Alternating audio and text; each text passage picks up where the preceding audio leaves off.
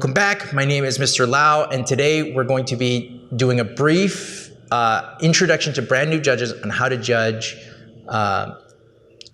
original events in speech. Right? So original events in speech include impromptu, U.S. and international extemp, and original oratory. Right? It could also include Congress as well. So this is just like general, usually when we talk about speech or giving speeches or public speaking, usually this is the type of speech that we're thinking of. Usually this is the kind of speech that people might give in class. It's the kind of speech that has thesis, 3 points, conclusion, right? So these formats of original events, not always, of course, but usually have the format of thesis, 3 points, conclusion. But they may not, right? Like they may not.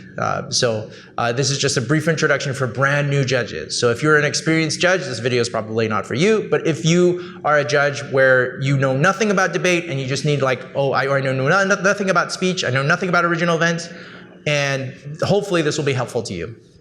Okay, so I have three main things that I would say that you look for when you are judging somebody in an original event.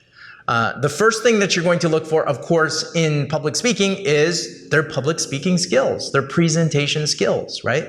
Volume, intonation, verbal pauses, right? Their gestures, their eye contact, facial expressions, right? All these are things, their proximity, how they use the stage, right? So these are all things, how comfortable they are on the stage. So how well do they present? Are they dressed appropriately?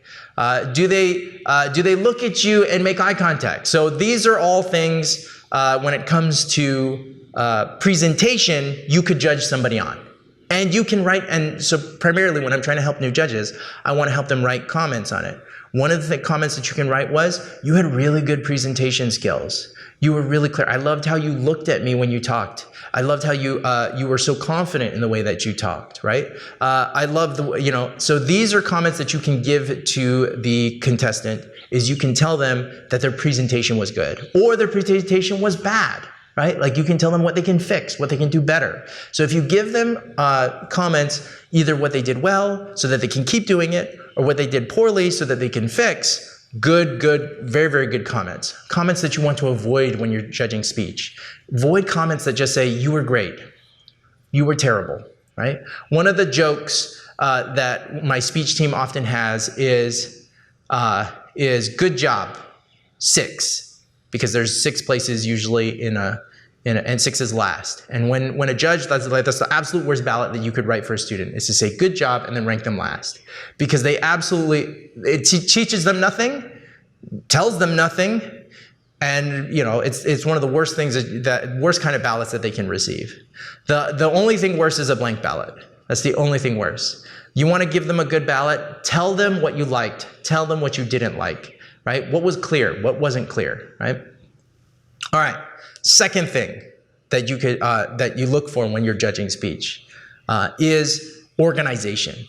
Where are they organized? Do they have some kind of structure, right? The most common structure, I always say it's kind of like climbing up to the top of a mountain, right? There are a lot of ways to get up to the top of the mountain. The easiest way to get to the top of the mountain, though, is when you have a stairway that goes straight up to the top of the mountain, like Stairway to Heaven, right? Like the stairway goes straight up to the top of the mountain, you just climb it. And you don't have to go, you don't have any deviations, you go straight up. That stairway is the thesis, 3 points, conclusion stairway, right? You know that it's tried and true. Now, there are many other formats that are successful that work. Of course, there are other structures. And you could get up. They might be more difficult. You might stumble and fall. But the sure, tried and true way is you do thesis, 3 points, conclusion. And you will find that the vast majority of contestants are going to use thesis, 3 points, conclusion, right? They're going to. And they're going to, so the question is, do they have a thesis? Do they have 3 points? Do they have a conclusion? Do I know where they're going? Do I know what's happening? So do they have a structure, or are they just rambling? And don't get me wrong, I have seen brand new impromptuers or brand new extempors or brand new original oratories where what they do is they go up and they have no structure whatsoever. They just start talking. And in some cases, they might have very good presentation skills. They might be very confident. They might be very persuasive. They may be very interesting. I've seen some really great speeches that were like that, but zero organization, right? Like they were not organized at all. They just kind of jumped from one place to another and we had no idea where they're going, right? Third thing that you can judge on, The third thing you can judge on is content, right? So do they actually share stories? Do they actually have something interesting to say? Like, they might have really, really good presentation skills. They might be super well organized, but they're telling you that the sun rises, right? And the sun sets. They're telling you things that everybody knows. They have no interesting take on it. They're not giving you any additional information. You, as a judge, learn very little to nothing. You don't learn about their perspective. You don't learn about anything, right? Like, you don't gain any additional information, any additional insight, any additional opinions, very low in content. So content is absolutely something you can judge. Do they have something to say? Do they have, so I often say in impromptu, they should be sharing either anecdotes, personal experiences, or even information, statistics, numbers, evidence, right? Support for what they're saying.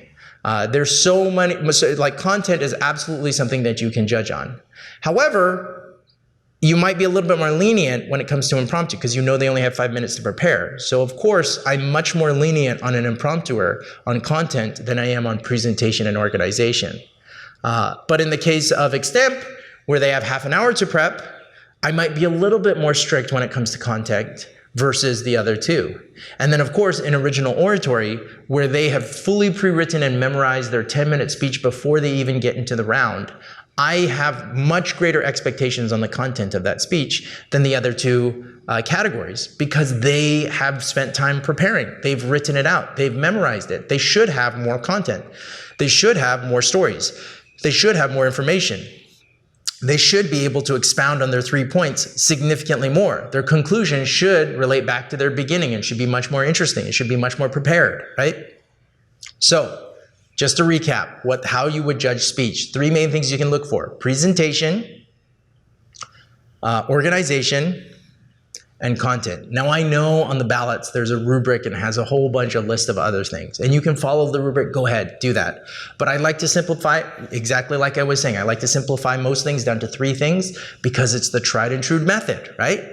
The human brain, for whatever reason, remembers 3 points so much easier. You can get up to the top of the mountain so much easier. So if you only have to remember, okay, presentation, organization, and content, much easier to remember, much easier to judge, right? So when you list 1 through 6, you list those students in that round, you say, who had the best presentation? Like, of course, if somebody has all better in all 3, you're gonna vote them number 1, right? If they have better presentation, they have better organization, and they have better content, you're gonna rank them at the top. It's pretty simple and pretty easy, right? The person who has the worst presentation, the worst organization, and the worst content, the least amount of content, is going to be ranked last. Now, the real question is, what do I do when it's like 1st and 2nd or 3rd and 4th, where they're really close and I can't tell the difference between the two? Like, I really struggle because they were really close. Usually that's going to occur because one person is really good in one and the other person is slightly better than the other two, right? Or one person is slightly better in one and the other person is slightly better in the other two.